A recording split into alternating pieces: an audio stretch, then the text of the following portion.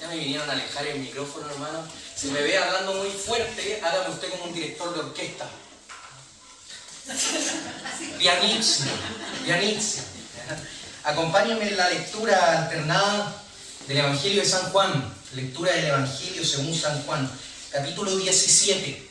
Recordemos que la lectura alternada es aquel instrumento litúrgico en el cual yo leo, o el director, quien lleva la liturgia, lee el primer verso y luego la congregación como pueblo responde, y lo que respecta al último verso lo leemos todos juntos.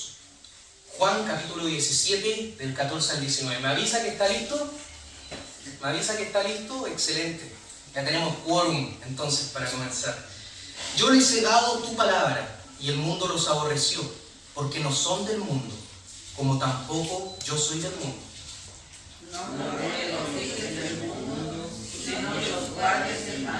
No son del mundo, como tampoco yo soy del mundo.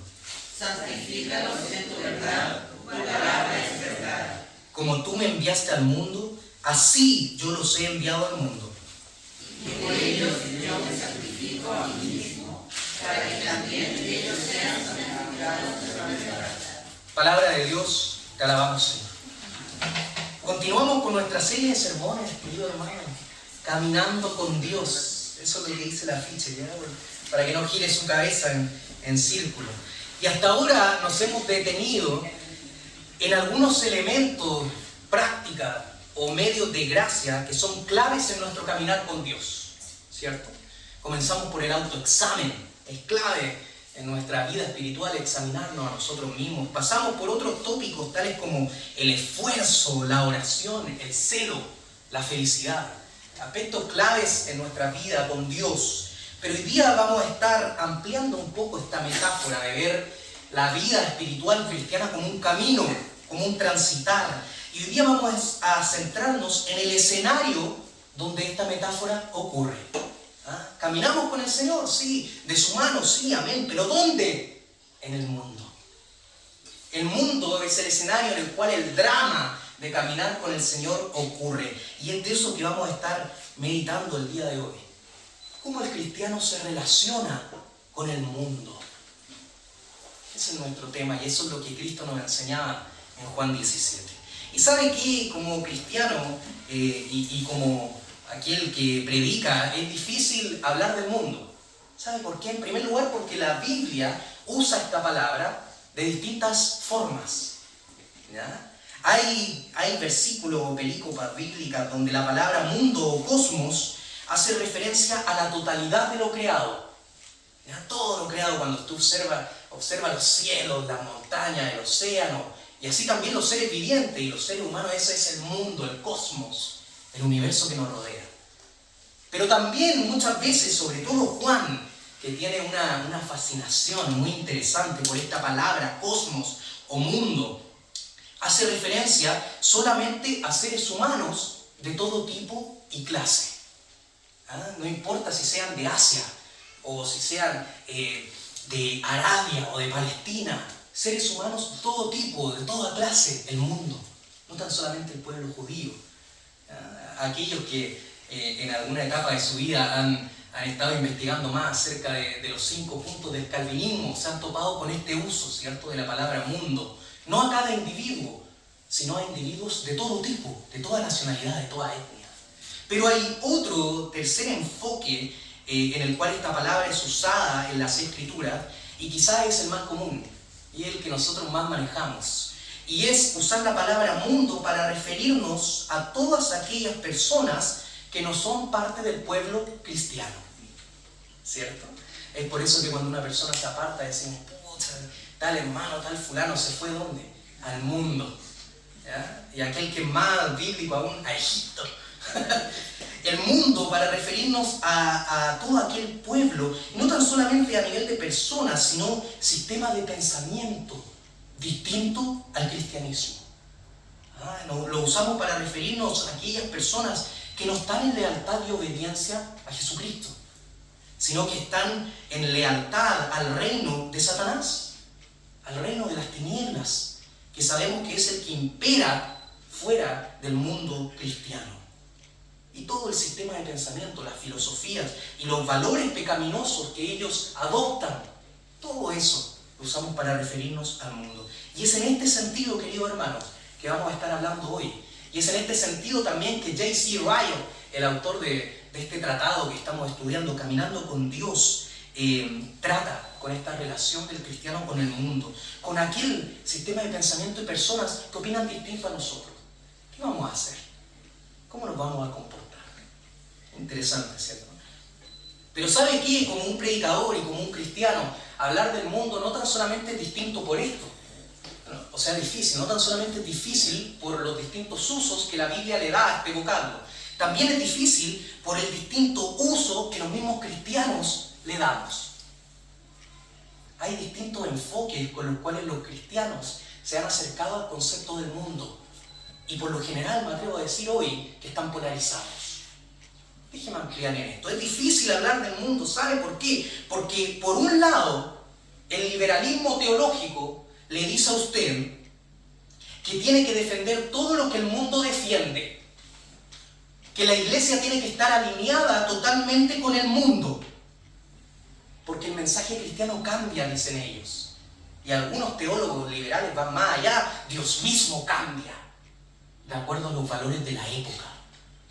Por lo tanto, es común en iglesias liberales ver cómo las banderas de distintos movimientos políticos o distintas inclinaciones sociales han entrado a los templos. Banderas del movimiento LGBT, estolas. A mí me encanta la estola, yo soy un fiel defensor de la estola, pero no LGBT, ¿cierto? Con un color litúrgico, ¿ya? El mundo entra al templo. Esa es una manera en la cual podemos relacionarnos con él. Y es la manera que ha defendido el liberalismo teológico. Pero ¿sabe qué? Por otro lado, el fundamentalismo nos dice que debemos aislarnos del mundo. No lo ingresamos, lo echamos a kilómetros y kilómetros de distancia. Ellos dicen, los fundamentalistas, dicen que el cristiano no puede tener ninguna amistad con el mundo, no puede tener ningún compañerismo con el mundo, no puede pertenecer a ninguna institución que no sea judeo-cristiana. Prácticamente es un monasticismo moderno. Ellos van en sus conventos, en sus monasterios y se juntan con gente solamente iguales a ellos y se apartan del mundo, se aíslan. Y sobre todo aún el tema es más sensible para los fundamentalistas, con sus hijos. Le tienen terror a la idea de que sus hijos pertenezcan a una institución educativa que sea secular, porque ellos tienen que aislarse. Sus hijos son educados en sus mismos círculos o por ellos mismos, independiente de las falencias que eso pueda traer. Muy interesante. Dos extremos. ¿Ingresamos al mundo o lo convertimos en algo tabú y que no tenemos que mezclarnos en nada con ellos? ¿Qué hacemos? ¿Qué hacemos? ¿Qué nos dice la Biblia acerca de cómo relacionarnos con el cosmos que nos rodea? Queridos, si hay un pasaje que creo yo que responde con eficacia a estas preguntas, es Juan 17. Juan 17 también es llamado la oración sumo sacerdotal de Jesús. En este pasaje, Cristo ora delante de su Padre con total sinceridad, con total transparencia. ¿Y sabe qué es lo que a mí me toca el corazón de Juan 17? Que esto, en el orden cronológico de los eventos que Juan decide contarnos, es justamente antes a su arresto, antes de la pasión y la agonía de Jesús. ¿Qué estaba haciendo él antes de ser crucificado, antes de ser arrestado? Estaba orando por sus discípulos y por el mundo que los rodea y cómo debemos relacionarnos con él. Esas palabras, discípulos y mundo, están de principio a fin en Juan 17. ¿Y sabe qué me llega aún más a la fibra? Que nosotros, hoy, la séptima iglesia presbiteriana, Príncipe de Paz, 2000 años después, en la comuna de la Florida, está incluida en nuestra oración de Cristo. Porque Cristo no tan solamente ora por sus discípulos, sino por los que van a venir después, bajo la predicación de los apóstoles. Es una oración urbi et orbe, por su comuna, por lo que lo rodea, pero también global, por todos los que van a venir después.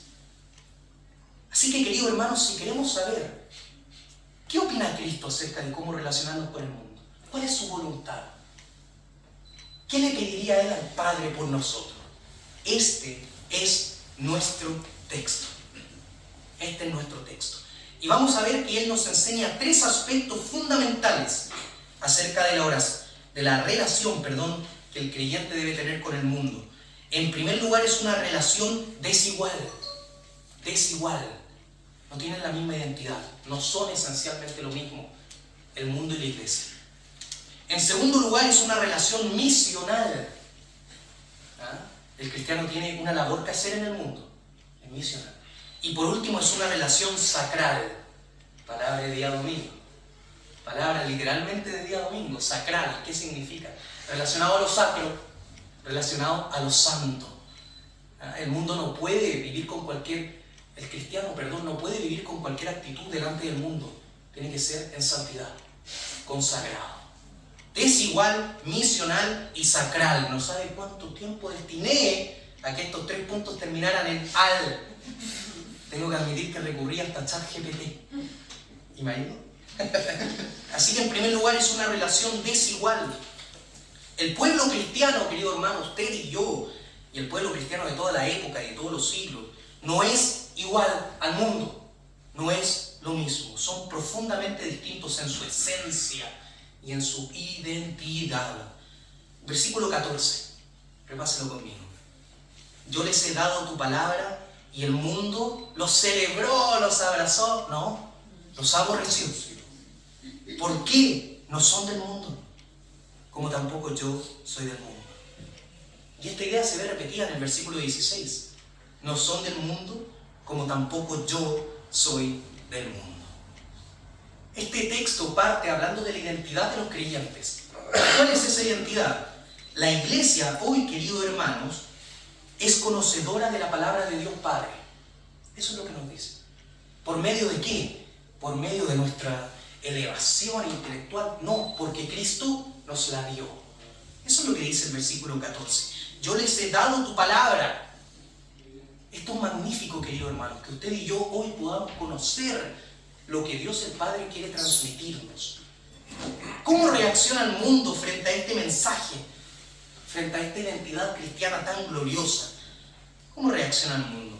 ¿Celebra? No, aborrece. Aborrece a la iglesia. Y la palabra aborrecer, en el idioma original griego, en este texto, hace referencia a mirar con poco o nulo afecto o estima. Y aún más, con mala voluntad. ¿Cuál es la manera en la cual el mundo lo mira a usted? Con poca estima, con mala voluntad. Eso es lo que está diciendo Cristo en este texto. Disculpe. Y sabe que esta verdad de que hay una enemistad, hay una antítesis entre el mundo y el pueblo cristiano, es comprobable históricamente. ¿Qué estamos estudiando en la escuela bíblica? La historia de la iglesia, ¿cierto? ¿Cómo trató el mundo a la iglesia en los primeros siglos? ¿Los perseguía? ¿Los torturaba? ¿Los asesinaba? Nunca ha sido una relación armoniosa, querido hermano. Nunca ha sido una relación de amistad. Y a usted le sorprendería ver que eso sigue el día de hoy. El Ministerio Puerta Abierta hace una labor excelente en dar a conocer estos casos de persecución, ¿cierto? Pero usted quizá podría mirar su contexto inmediato y decir, nosotros también experimentamos el odio del mundo. ¿Por qué? Porque el pueblo cristiano es conocido en la actualidad por decir que no. ¿Se ha dado cuenta de eso? Y el mundo nos odia por eso. Menos mal hoy día no está el Pato y no me están grabando porque voy a decir algunas cosas controversiales. Si me están grabando, bueno, después me editan. Israel me va a tener que editar. Somos conocidos hoy por decir no al matrimonio igualitario, no al aborto, no a la eutanasia, y algunos con más intensidad que otros, no al comunismo. Y el mundo nos odia por eso, ¿cierto? Y tienen toda la razón del mundo, pero ¿saben qué? Paradójicamente el mundo también ha odiado a la iglesia cuando la iglesia dice que sí. La iglesia ha defendido más de una oportunidad la dignidad humana y nos siguen odiando. La iglesia ha defendido en más de una oportunidad la igualdad de derechos, los gobiernos justos, el arte, la ciencia, la caridad, la solidaridad, pero han sido aborrecidos por el mundo. ¿Cuántos cristianos, cierto, han sido asesinados por defender los derechos humanos? Martin Luther King, Desmond Tutu, arzobispo de Sudáfrica, de la iglesia anglicana. ¿Por qué? ¿Por qué? Aun cuando es comprobable que la iglesia le hace un bien a la sociedad, ¿por qué nos siguen odiando? El texto nos responde eso. Versículo 14 y 16. Porque no son del mundo. Porque somos distintos. Y ¿sabe qué? Esta frase, querido hermano, porque no son del mundo, yo mientras la estudiaba en mi casa me voló la cabeza. Y espero que a usted también se la vuele. No en un sentido literal, por supuesto, en un sentido metafórico. Porque esta frase puede ser interpretada por nosotros como que los cristianos no pertenecen al mundo. No somos de ellos. No les pertenecemos adquisitivamente. Y eso está bien, es una verdad bíblica. Le pertenecemos a nuestro Señor, no al mundo. Pero ¿sabe qué? El texto, Juan, en el original griego, nos quería decir otro matiz. ¿Ya? Este texto podría ser traducido de la siguiente manera: porque no existimos entre el mundo. No existimos. Por eso el mundo nos odia.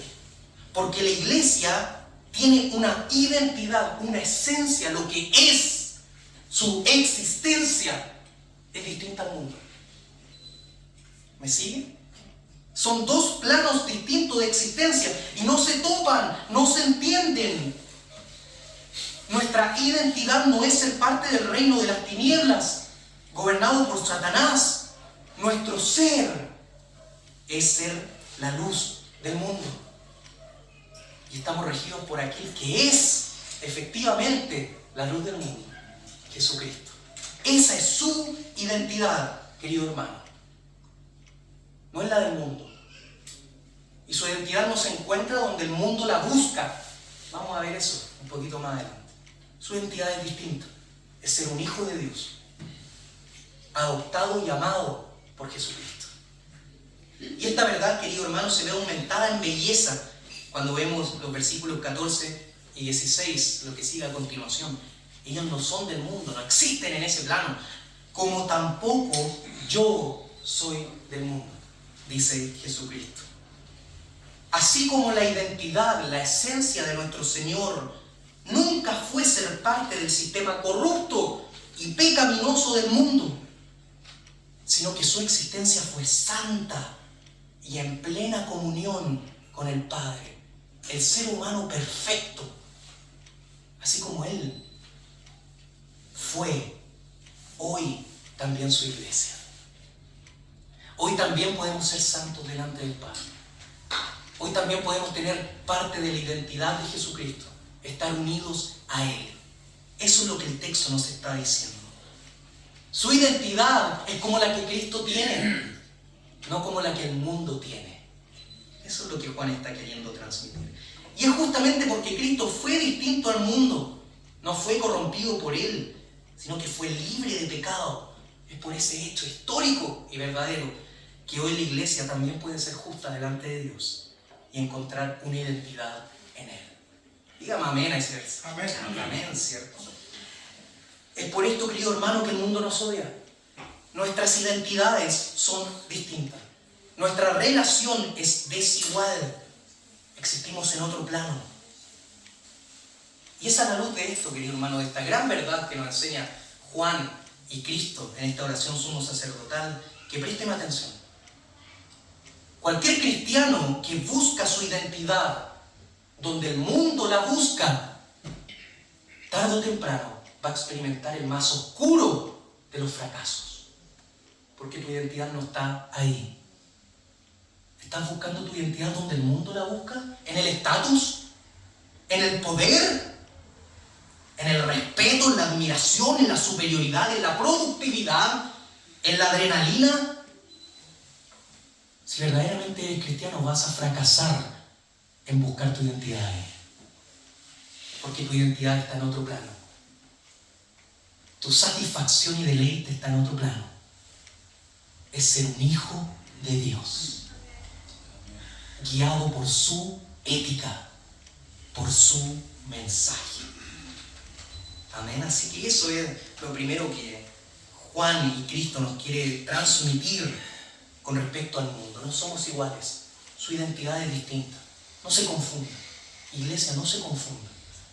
Y en segundo lugar, cómo nuestra relación con el mundo es misional. Misional. El creyente, la iglesia, al habitar en medio de este cosmos, vive con una misión. La de proclamar y demostrar el mensaje de redención de Jesucristo. Versículo 15. Fíjese usted qué interesante esto, lo que Cristo nos dice. No ruego que los quites del mundo, sino que los guardes del mal. Esta es la petición íntima y transparente de Cristo delante del Padre. ¿Cuál es esta intención que Él quiere expresar? No los quites del mundo. Fíjese usted, no los quites del mundo. La palabra en griego es traducida literalmente como elevar. No los eleves del mundo, no te los lleves. O en un vocabulario que el pueblo evangélico maneja súper bien, no los raptes del mundo. ¿Cierto? Porque hay teologías que se basan en eso, en que la iglesia es tan sustancialmente distinta al mundo que la rodea que tiene que ser raptada. Y todo el juicio que va a caer sobre la humanidad no va a caer sobre la iglesia, porque son dos cosas totalmente distintas. Hay que raptar a la iglesia. Cristo está diciendo hoy, y perdóneme querido hermano dispensacionalista, que yo los amo, yo vengo de allá. Pero Cristo está expresando algo radicalmente distinto. Los pies del cristiano, dice Jesús, no están en ser elevados y en vivir en una contemplación etérea totalmente distinto a lo mundano. No los quites. Los pies del cristiano están en la tierra. Y habitan con gente que opina radicalmente distinto a ellos. Y podríamos pensar que crudo es esto. Cristo nos está abandonando, ¿cierto?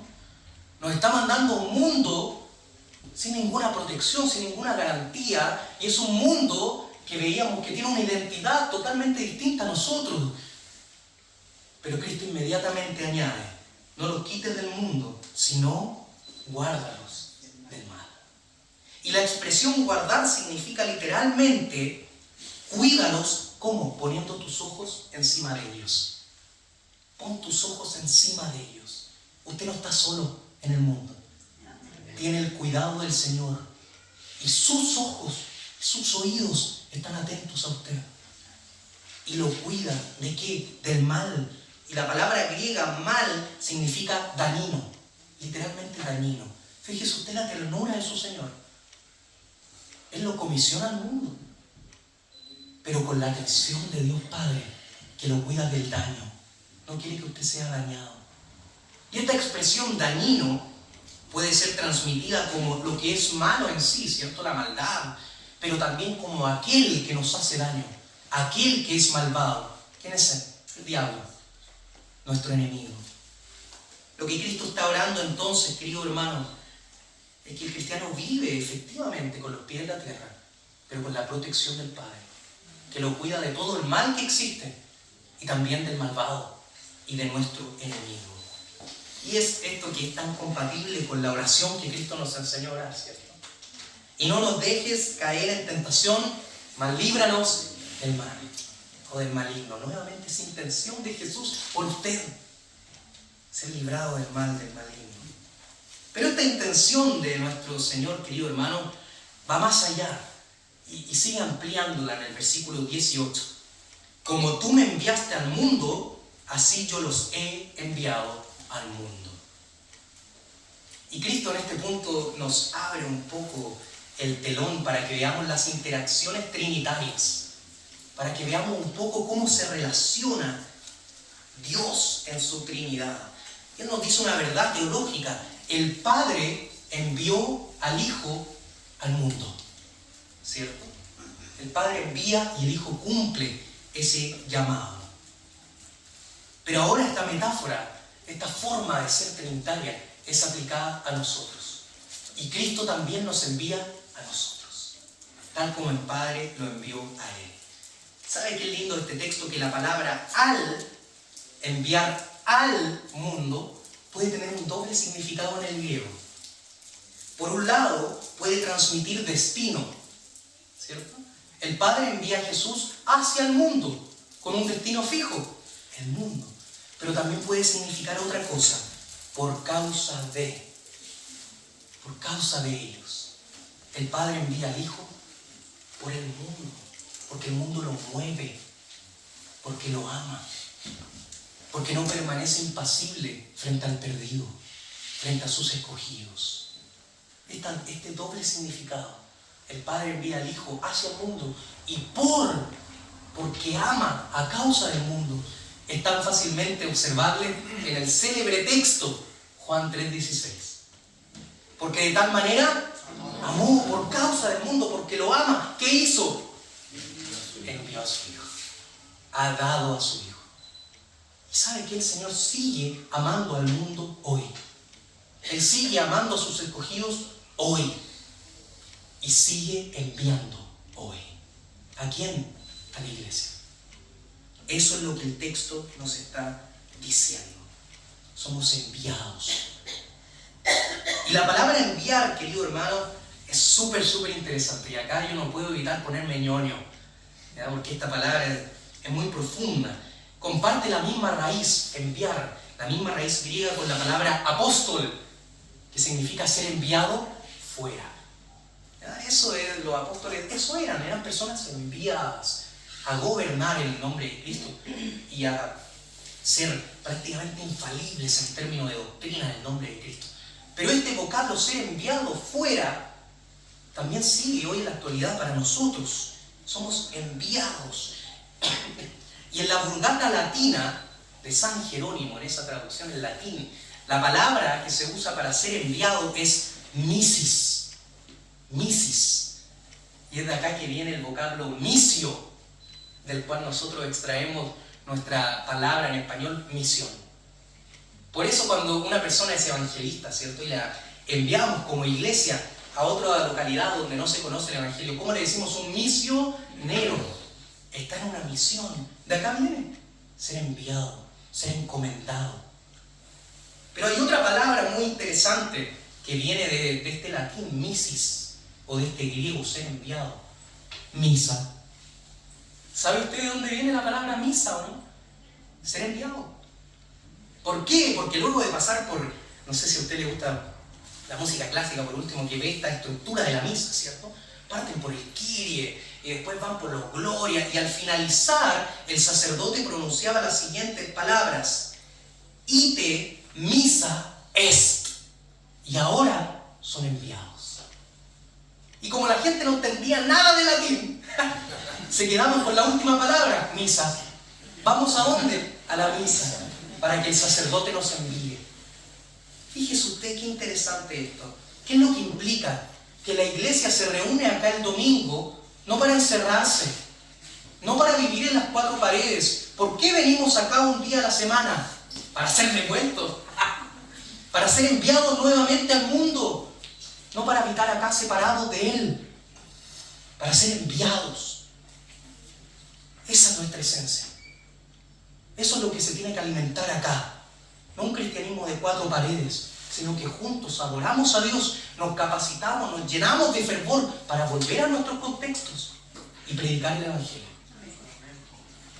Y esto, querido hermano, no es tan solo de la iglesia romana o latina, sino que Calvino, en sus liturgias, tanto en Estrasburgo como en Ginebra, terminaba su culto con el Nunc Dimittis, o el Cántico de Simeón, que es parte de estos cánticos que se conocen como el Magnificat, ¿cierto? Frente al nacimiento de Cristo. Y Calvino terminaba con esas palabras su culto: y ahora despides a tus siervos, conforme a tu palabra, en paz. Venimos aquí para ser echados, para que nos envíen nuevamente. Fíjese usted qué poderoso. Y esta es la idea que está en la mente de Juan. El ADN de la iglesia es ser enviada, ser comisionada, ser encargada. Y es imposible no hacer un eco acá a las célebres palabras de Jesús en Mateo 28, ¿cierto?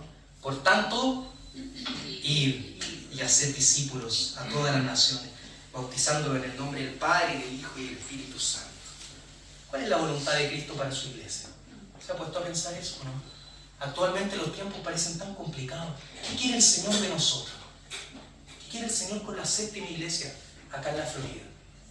Fácil, que sea enviada. Que mire afuera, que mire a su barrio, que mire al mundo, que mire a la Florida. Y es por eso, querido hermano, que si usted me pregunta a mí, y he tenido esta conversación con varios amigos míos, sobre todo el que está allá sentado atrás, no puedo evitar sentir interés en el vocablo parroquia. Ah, que el Diego es muy católico romano. La segunda confesión helvética, redactada por Bullinger para la iglesia calvinista suiza, ¿sabe cómo llama al pastor? Párroco. ¿Por qué? ¿Por qué el mundo reformado, luterano y anglicano siguen usando este vocablo, parroquia? Solamente que nosotros lo hemos perdido. ¿Por qué? Porque la parroquia nos obliga a mirar afuera. La parroquia es una jurisdicción terrenal que está bajo una comunidad o un cura de almas. ¿Cierto? Por lo tanto, una iglesia no se encarga solamente de la gente que vemos todos los domingos por años y de las 4 iglesias, las 4 paredes del templo. La gente se encarga de todo el terreno que lo rodea y es responsable por ella. Es responsable delante del Señor por la comunidad que lo rodea. ¡Wow!